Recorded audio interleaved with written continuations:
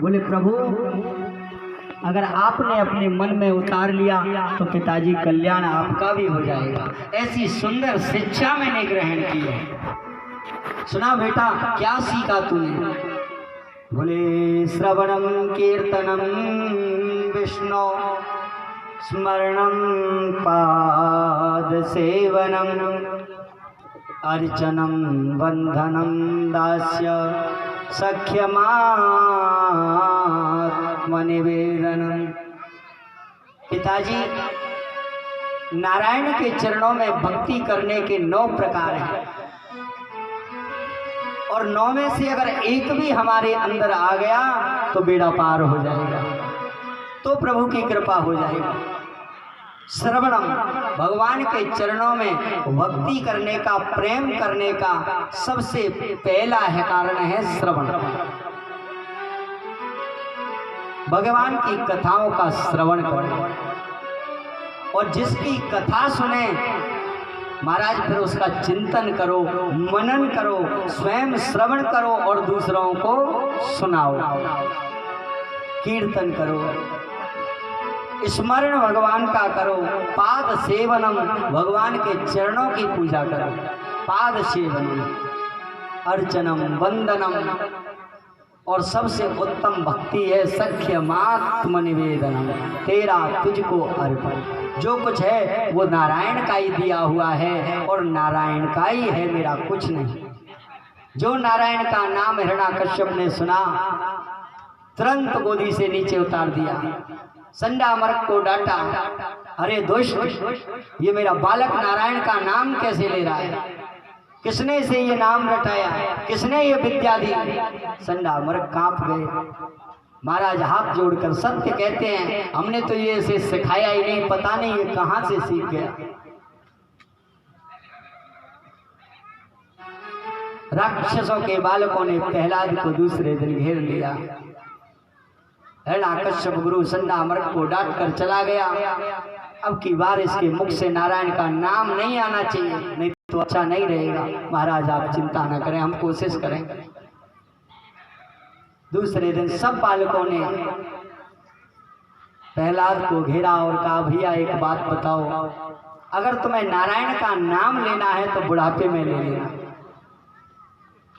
अभी पिता के स्वभाव से आप परिचित हो, तुम्हें कष्ट होता है तो दर्द हमें होता है, हम नहीं चाहते कि तुम्हें कोई कष्ट हो, इसलिए अभी तुम नारायण को छोड़ो। प्रहलाद ने कहा भैया इसका परिणाम मैं हूँ, मैंने नारायण का नाम लिया लेकिन मेरा आज तक कुछ नहीं हुआ। कई दिन बाद प्रहलाद पाठशाला से अपने घर गए और जैसे हिरण्याकश्यप ने अब की बार अपने पुत्र को अपने महल में देखा, तुरंत प्रहलाद को अपने पास बुलाया, बेटा इधर आओ। प्रहलाद गया और हिरण्याकश्यप ने अपनी गोद में प्रहलाद को बिठाया और कहा बेटा तूने क्या शिक्षा प्राप्त की है। तब प्रहलाद ने आज दूसरी बार कहा, बोले पिताजी आज मैंने संपूर्ण जीवन का लक्ष्य आपके चरणों में सुनाता हूँ कि घराने धूमौ पसवो हि गोष्ठे नारी ग्रहे द्वार जना शमशाने देहश्चितायां परलोक मार्गे धर्मानुरागो गच्छत जीवैका। पिताजी आप जिसमें मोह करते हैं वो कुछ आपका है ही नहीं, आप तो इतना मानो जिस धन को तुम अपना सब कुछ मान रहे हो वो धन तुम्हारा कुछ नहीं है। जिन पुत्रों को, जिन पत्नियों को आप अपने प्राणों से ज्यादा प्रेम करते हो वो कोई संग में नहीं जाता। घराने घूमो पसवो ये गोष्ठी, जिस घर को, जिस भूमि को, जिस धन को, जिस संपत्ति को प्राणों से ज्यादा प्रेम करते हैं महाराज वो यहीं की यहीं रह जाती है, किसी के साथ में नहीं जाती। जिस पत्नी को प्राणों से ज्यादा प्रेम करते हैं महाराज वो शमशान तक नहीं जाती, वो घर के द्वार पर ही रोती बिलखती रह जाती। नारी ग्रहे द्वार जना शमशान, जो तुम्हारे इष्ट मित्र सखा संबंधी कुटुंब परिवार शमशान तक जाएगा, जला फूंक कर लौट कर वापस आ जाएगा। साथ में कोई नहीं जाता।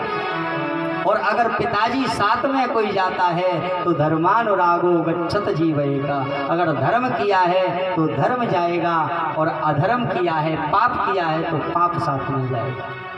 और संग जाने वाली कोई चीज नहीं है। इसीलिए सब झंझटों को छोड़ो और नारायण के नाम को जपो। अब तो महाराज हिरण्याकश्यप को पक्का हो गया कि जरूर मेरे बेटे को कोई सिखा रहा है। गुरु संडामर्क को पुनः बुलाया, बोले देखा आज भी ये नारायण के नाम को नहीं भूला, आज भी उसी के नाम को जपता है। अब तो महाराज संडामर्क कांप गए और संडामर्क ने कहा, बोलिए बाल कृष्ण लाल के, कृष्ण कन्हैया लाल के, जय जय राधे, जय जय श्री राधे। गोविंद गाले गोपाल गाले, गोविंद गाले गोपाल गाले, जीवन की नैया किनारे लगा ले, जीवन की नैया किनारे लगा ले। गोविंद गाले गोपाल गाले, गोविंद गाले गोपाल गाले, जीवन की नैया किनारे लगा ले।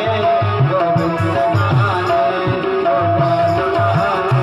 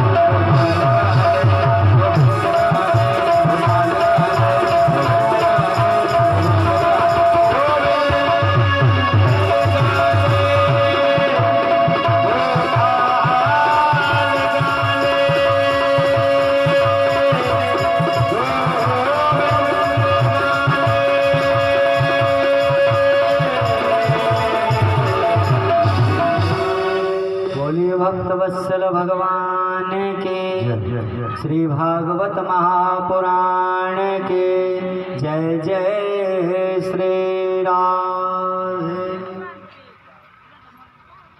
नारायण हरि। प्रहलाद को पुनः विद्यालय भेज दिया गया। आचार्यों को कहा कैसे भी करो नारायण के नाम को छुड़ाओ। संडामर्क ने कहा गुरुजी आप चिंता न करें, अब की बार हम इसी पर ध्यान देंगे। और महाराज सबसे अलग रहने वाले प्रहलाद, जो गुरु पढ़ाते उस पर ध्यान नहीं देते, भगवान के भजन में पर निष्ठित रहने वाले श्री प्रहलाद बचपन से ही प्रभु रंग में रंगे हुए हैं, दूसरा रंग चढ़ ही नहीं सकता। एक दिन गुरु विद्यालय से कहीं बाहर गए, अकेले प्रहलाद जी असुरों के वाले, और प्रहलाद जी ने कहा भैया आज गुरुजी भी नहीं हैं, चलो आज एक खेल खेलते हैं। सब बालकों ने कहा भैया कौन सा खेल खेलेंगे? बोले जो मैं कहूँ वो खेल खेलना। किसी के हाथ में मजीरा दे दिया, किसी के हाथ में करताल दे दिया, किसी के हाथ में ढोलक पकड़ा दी। बोले भैया नारायण के नाम को जपेंगे कितना आनंद आएगा देखो। असुर बालकों ने वही छोड़ दिया। बोले भैया तुम्हारे पिता के हाथों मरना थोड़ी है जो हम नारायण के नाम को गाएंगे। प्रहलाद ने कहा चिंता मत करो, तुम्हारा कुछ नहीं बिगड़ेगा, मैं हूँ। आप एक बार उसके नाम को गाकर तो देखो कितना आनंद आएगा। और सब असुरों के बालकों के साथ और प्रहलाद जी मस्त मगन होकर के और नारायण भगवान के नाम का जाप करने लगे। ओ श्रीमन नारायण नारायण नारायण, श्रीमन नारायण नारायण नारायण, श्रीमन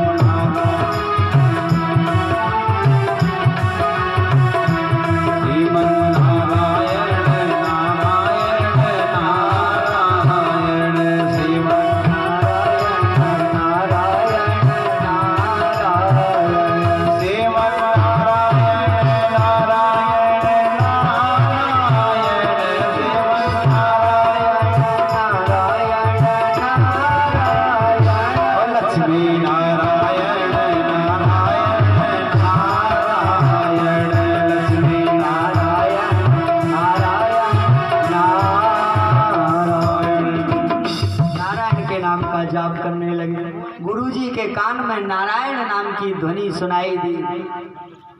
दौड़ करके आए और देखा तो प्रहलाद नाच रहा है, असुरों के बालक नाच रहे हैं। गुरुजी ने विचार किया, बोले पहले प्रहलाद को ही बंद कराते हैं, सब अपने आप शांत हो जाएंगे। गुरुजी ने दौड़ करके प्रहलाद को छुआ और ऐसा करंट भगवान के नाम का लगा।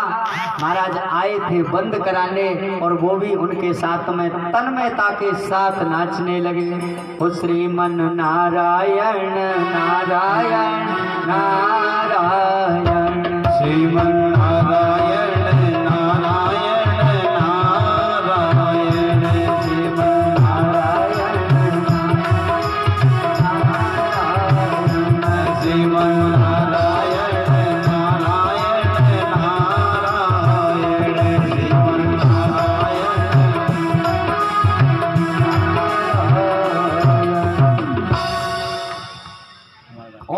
से कीर्तन बड़ा। आवाज हिरण्याकश्यप के कान में पहुंची। सेवकों से कहा ये नारायण नाम की ध्वनि कहाँ से आ रही है? सेवकों ने कहा महाराज विद्यालय की तरफ से आ रही है। सेवकों को भेजा, जाओ बंद कराओ। सेवकों ने जाकर देखा तो प्रहलाद नाच रहे हैं, गुरुजी भी नाच रहे हैं और असुरों के बालक भी नाच रहे हैं। सेवकों ने विचार किया कि चलो पहले प्रहलाद को बंद कराते हैं, अगर ये बंद हो जाएगा सब शांत हो जाएगा। यही तन्मयता के साथ नाच रहा है। और सेवकों ने जाकर के जो प्रहलाद को पकड़ा और महाराज वो भी नाचने लगे। श्रीमन नारायण नारायण नारायण, श्रीमन नारायण नारायण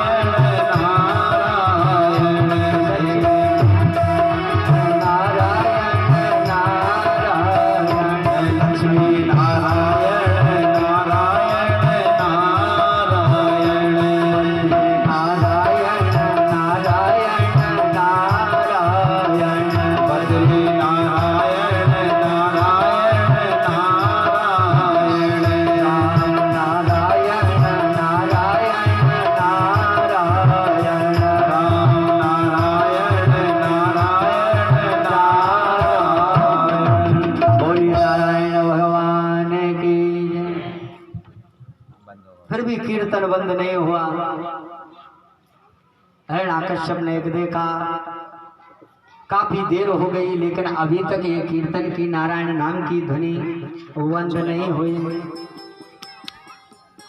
तब जाकर के हिरण्याकश्यप ने सोचा चलो मैं ही जाकर के देखता हूँ। और महाराज हिरण्याकश्यप स्वयं विद्यालय के लिए गया। अंदर जाकर देखा तो प्रहलाद नाच रहा है, गुरुजी भी नाच रहे हैं, असुरों के हजारों बालक भी नाच रहे हैं, और जिन सेवकों को बंद कराने भेजा वो सैनिक भी साथ में नाच रहे हैं। ऐसा दृश्य प्रहलाद का हिरण्याकश्यप ने अपनी आंखों से देखा। विचार किया कैसे बंद हो। महाराज हिरण्याकश्यप ने जोर से अपनी मुष्टिक का प्रहार भूमि पर किया, और जो अपनी मुष्टिक को भूमि पर मारा इतनी भयंकर आवाज हुई कि कीर्तन अपने आप बंद हो गया। सब शांत हो गए।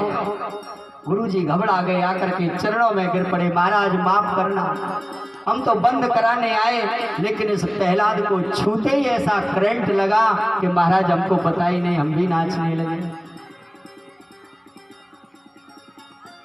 हिरण्याकश्यप के सेवकों ने कहा प्रभु यही हाल हमारा है, भगवान आने बंद कराने आए थे, लेकिन इसे छूते ही नाचने लगे। और महाराज नारायण के नाम में आनंद बहुत आया। दुष्ट मेरे आगे नारायण का नाम लेते हो तो मैं बाद में देखूंगा, पहले इस प्रहलाद को देखता हूँ। तुरंत हिरण्याकश्यप ने प्रहलाद को पकड़ लिया। हे दुर्विनीत मंदात्मा कुलभेदमकारदम स्तंभम मच्छासनोद्भूतम नैस्यम त्वाद्ययमक्षयम्। हे दुर्विनीत, अरे मंदात्मा प्रहलाद, अरे मंद बुद्धि वादे, मैंने तुझे बार बार समझाने का प्रयास करा लेकिन तू फिर भी नहीं माना। जितना समझाया उतना उद्दंड होता चला गया। अब मेरे हाथ से तुझे कोई बचा नहीं सकता, ले जाओ इसे ऊपर से फेंक दो। महाराज हजारों फुट ऊंचे पहाड़ों से प्रहलाद को फेंका गया, लेकिन बाल भी बांका प्रहलाद का न हुआ। राम नाम के जाप में वो सामर्थ्य है। फेंका ऊपर से और प्रहलाद नीचे फूलों में खेल रहे हैं। हाथियों के पैर के नीचे महाराज कुचलवाया, कुछ भी नहीं हुआ। काल कोठरी में रखा गया।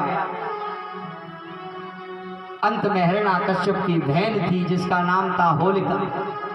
उसके पास एक ऐसी चादर थी महाराज जिसे ओढ़ लेती तो अग्नि में भी नहीं जलती। उस चादर को ओढ़कर प्रहलाद को गोद में लेकर और महाराज अग्नि के बीच बैठ गई प्रहलाद का प्राणांत करने के लिए। लेकिन प्रभु नारायण की कृपा और वो चूनर होलिका के सर से और प्रहलाद के सर पर आ गई। होलिका धू धू करके जल गई। नारायण ने आज अपने भक्त प्रहलाद की कृपा की। पुनः हिरण्याकश्यप ने प्रहलाद को पकड़ा और कहा प्रहलाद एक बात बता, तेरा परमात्मा कहाँ है? आज मैं तेरे उस नारायण से ही निपटूंगा।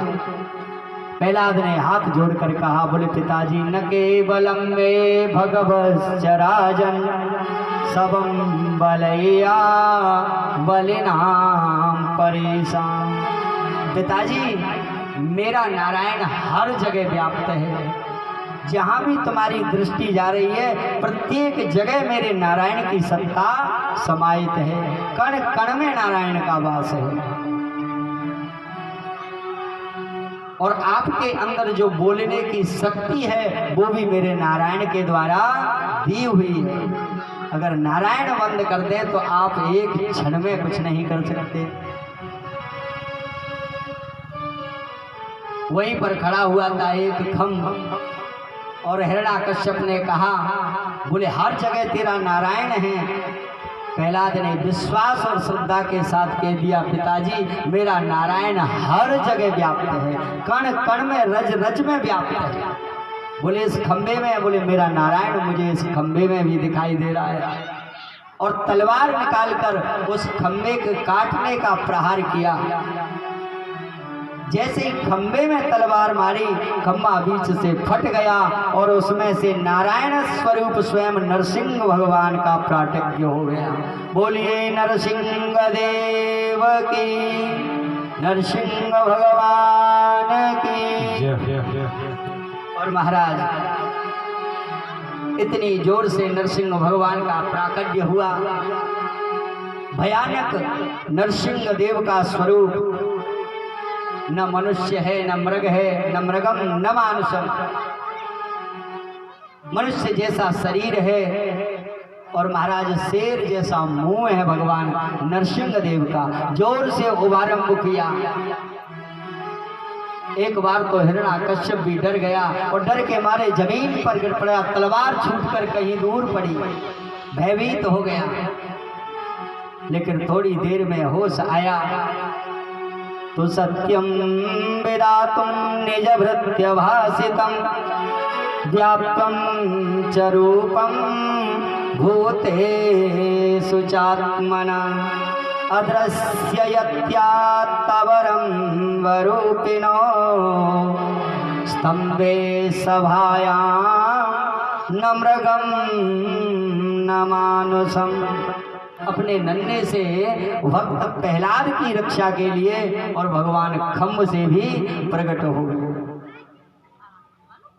भक्त हमारे पग धरे तहां धरूं मैं हाथ, सदा संग लागत फिरूं कबहू न छोड़ूं साथ। आज भक्त ने पुकारा और भगवान ने खम्भ से प्रकट होकर के अपने भक्त की रक्षा की। और हिरण्याकश्यप और भगवान श्री नरसिंह में मल्ल युद्ध होने लगा। गोधूली की बेला आई और भगवान नरसिंह ने तुरंत हिरण्याकश्यप को उठाकर और अपनी जंघाओं पर पटक लिया। महल के बीच देहरी पर खड़े हो गए और हिरण्याकश्यप तुरंत जोर जोर से मुस्कुराने लगा। बोले मेरा क्या करोगे, कोई कुछ मेरा कर ही नहीं सकता। मैंने ब्रह्मा से बड़े बड़े वरदान किए प्राप्त किए हैं, लेकिन भगवान नारायण नरसिंह देव ने कहा कि तूने जितने वरदान लिए आज मैंने वो सब की सब पूरे कर दिए। हिरण्याकश्यप को जोर से हंसी आई। बोले मैंने पहला वरदान तो यही प्राप्त किया कि न दिन में मरूं न रात में मरूं। भगवान नरसिंह देव बोले अब तू ही बता, तुझे दिन दिखाई दे रहा है या रात दिखाई दे रही है। हिरण्याकश्यप बोला महाराज अभी तो न दिन है न रात है, गोधूली की बेला है, लेकिन आप मुझे फिर भी नहीं मार सकते क्योंकि मैंने ब्रह्मा से ये वरदान प्राप्त किया था। बोले न घर के बाहर मरूं और न घर के भीतर मरूं। भगवान ने कहा अब ये भी तू ही बता के अभी तू कौन सी जगह खड़ा हुआ है। बोले महाराज अभी तो आपने बीच देहली पर डाल रखा है। तो बोले न घर के अंदर और न घर के बाहर, लेकिन आप मुझे फिर भी नहीं मार सकते। मैंने ब्रह्मा से अंत में वरदान लिया था न आकाश में मरूं न पृथ्वी पर मरूं। बोले अभी तुझको मैंने अपनी जंघाओं पर लिटा रखा है, न आकाश में है न पृथ्वी पर, लेकिन आप फिर भी मुझे नहीं मार सकते क्योंकि मैंने ब्रह्मा से एक वरदान और प्राप्त किया, न मनुष्य से मरूं न किसी जानवर से मरूं न किसी पशु पक्षी से मरूं। भगवान ने कहा तुझे मैं कौन दिखाई देता हूं। बोले महाराज आप न तो मनुष्य ही हैं न जानवर ही हैं, मनुष्य जैसा शरीर, सिंह जैसा मुंह, पता नहीं आप कौन हैं, लेकिन आप मुझे फिर भी नहीं मार सकते क्योंकि मैंने अंत में ब्रह्मा से कहा था कि तुम्हारी सृष्टि में बनाए हुए किसी भी महीने में नहीं मरूंगा। भगवान नरसिंह देव ने कहा ये 13वां महीना मैंने तेरे लिए बनाया था, जो है अधिक मास पुरुषोत्तम मास, ये तेरे उद्धार के लिए है। हिरण्याकश्यप बोला मुझे क्या पता था तेरे महीने होते, मैं तेरे मांग लेता, लेकिन आप मुझे फिर भी नहीं मार सकते क्योंकि अंत समय मैंने वरदान प्राप्त किया कि तुम्हारी बनाई हुई सृष्टि में किसी के द्वारा न मरूं। ब्रह्मा ने कहा कि मैंने तुझे ये वरदान दिया लेकिन आप मुझे फिर भी नहीं मार सकते, क्योंकि जब मैंने ब्रह्मा से वरदान मांग लिया कि आपकी बनाई हुई सृष्टि में किसी के द्वारा न मरूं, फिर आप मुझे कैसे मार सकते हैं। भगवान बोले ब्रह्मा हमें थोड़ी बनाता है, हम ब्रह्मा को बनाते हैं। तो बोले आप कौन हो? बोले मैं नारायण। और जो नारायण नाम सुना भगवान की गोदी से छूटकर भागने लगा। भगवान ने तुरंत दौड़कर पटक लिया और पकड़कर जंघाओं पर डालकर और अपने बड़े बड़े नाखूनों से उसके हृदय को बीच से विदीर्ण कर दिया। बोलिए द्वारिकाधीश की, नरसिंह देव भगवान की। और महाराज उनके शरीर से अंतड़ियां निकालकर और भगवान ने अपने गले में धारण कर ली। आज भगवान ने अपने भक्त की रक्षा के लिए खम्भ से प्रकट हुए और प्रहलाद की प्राण रक्षा की। लेकिन हिरण्याकश्यप का भगवान ने वध कर दिया, फिर भी भगवान का क्रोध शांत नहीं हुआ। अब भगवान का क्रोध शांत न हो महाराज, प्रलय हो सकता है। सब देवता घबरा गए। अब देवताओं की हिम्मत नहीं कि भगवान के सामने कैसे जाएं, इतना विकराल प्रभु का रूप देवताओं ने न पहले कभी देखा, न ऐसा भगवान का रूप सुना। देवता तो घबरा गए। नारद जी के पास पहुंचे, प्रभु आप ही बताएं भगवान का क्रोध शांत कैसे हो। नारद जी ने कहा कि पति कितने भी नाराज हों, पत्नी ही मना सकती है, आप लक्ष्मी के पास जाओ। और महाराज देवता सब लक्ष्मी मैया के पास पहुंचे, माता जी के चरणों में प्रणाम किया। हे माँ, आज भगवान बड़े कुपित हैं, बड़े नाराज हैं। मैया लक्ष्मी बोली, बोले प्रभु नाराज? शांताकारं भुजगशयनं पद्मनाभं सुरेशं। भगवान विष्णु तो शांताकार हैं, वो तो कभी नाराज होते ही नहीं। और फिर भी हो गए होंगे तो आप चिंता मत करो, मैं अभी जाती हूँ और 2 सेकंड में भगवान को प्रसन्न कर लूँ। लक्ष्मी को क्या पता कि भगवान यहाँ शेर बनकर बैठे हुए। और भैया लक्ष्मी मैया देवताओं के साथ भगवान के पास में पहुंची। और जो दूर से नरसिंह देव ने लक्ष्मी मैया को आते देखा और लक्ष्मी को देखते ही भगवान जोर जोर से चिल्लाने लगे। और जो जोर से धाड़ भगवान नरसिंह देव ने लगाई, मैया लक्ष्मी के हाथ से पूजा की थाली वहीं गिर पड़ी और उल्टे पैर महाराज भागने लगे। बोले ये मेरे नारायण हो ही नहीं सकते, ऐसा स्वरूप नारायण का, ये तो कोई जंगली जानवर है। अब तो देवता घबरा गए, यहाँ भी काम नहीं बना। तब नारद जी ने कहा कि चाहे ब्रह्मा जी तांडव करें, चाहे शंकर जी तांडव करें, लेकिन जब तक इनके सामने इनका भक्त प्रहलाद नहीं जाएगा, इनका कोप शांत नहीं होगा। सब देवता प्रहलाद के पास आए और प्रहलाद प्रेषयामास ब्रह्मावस्थितमन्तके तात प्रसमयोपेहि स्वपित्रे कुपितं प्रभुं। ब्रह्मा आदि देवताओं ने मिलकर प्रहलाद को आगे किया। बोले भैया तू ही जा। नन्हा सा अबोध बालक भक्त प्रहलाद प्रभु के चरणों में जाकर के साष्टांग लेट गया। और महाराज भगवान ने तुरंत प्रहलाद को उठाकर अपने अंक में लपेट लिया और अपनी बड़ी बड़ी जीभ को निकालकर प्रहलाद के सर को चाटना भगवान ने प्रारंभ कर दिया। यस्यस्त्र देहं तव देव भाजा तयस्य रूपं यदवं विलंपनम्।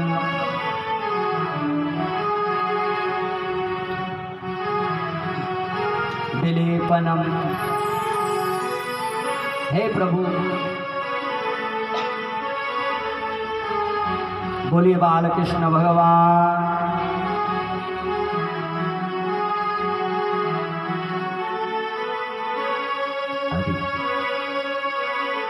गोविंद मेरो है, गोपाल मेरो है, गोविंद मेरो है, गोपाल मेरो है, मेरो है, गोपाल मेरो है।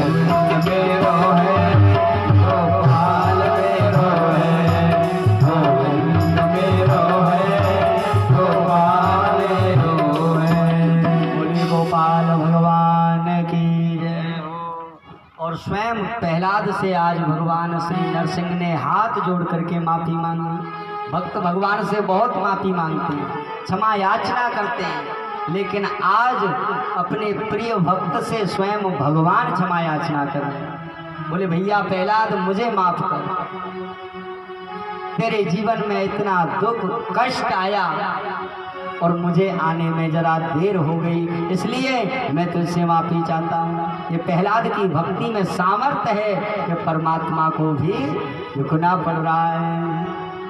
ओ ब्रह्मा दया सुरगणा मुनयो तसिद्ध्या सत्वैकता न मतयो बचसा प्रवाहै।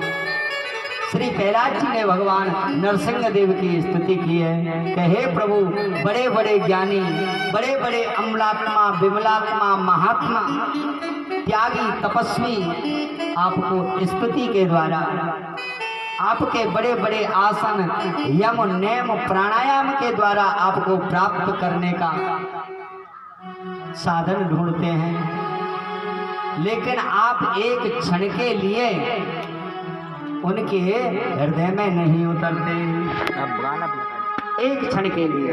और आपने बड़ी कृपा की कि मुझ जैसे तुच्छ भक्त को आकर